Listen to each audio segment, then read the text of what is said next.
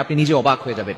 মধ্যরাত, এই রাতটা হচ্ছে রাতের শেষ অংশে যদি আপনার চোখ খুলে যায় তাহলে মনে করবেন আল্লাহ তাআলা আপনাকে সফলতার দ্বার প্রান্তে পৌঁছে দেওয়ার জন্য আপনার চোখটাকে খুলে দিয়েছেন। কিন্তু দুঃখজনক হলেও সত্য, আমরা অনেকেই রাতের বেলা হঠাৎ করে চোখ খুলে গেলে অথবা ঘুম ভেঙে গেলে কিন্তু আমরা আল্লাহকে স্মরণ করি না।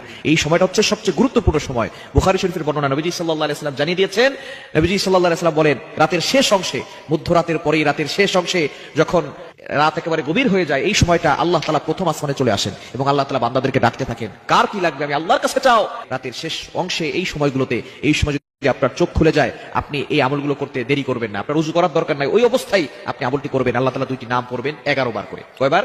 এবং দুইটি নাম পড়ার আগে আপনি 3 বার দুরূদ শরীফ পড়বেন। দুরুদের ভিতরে সর্বশ্রেষ্ঠ দুরুদ হচ্ছে দুরুদ ইব্রাহিম। এই দুরুদটি বেশি বেশি পড়ার চেষ্টা করবেন। আল্লাহুম্মা সাল্লি আলা মুহাম্মাদ ওয়া আলা আলি মুহাম্মাদ কামা সাল্লাইতা আলা ইব্রাহিম ওয়া আলা আলি ইব্রাহিম ইন্নাকা হামিদুম মাজিদ। আল্লাহুম্মা বারিক আলা মুহাম্মাদ ওয়া আলা আলি মুহাম্মাদ কামা বারাকতা আলা ইব্রাহিম ওয়া আলা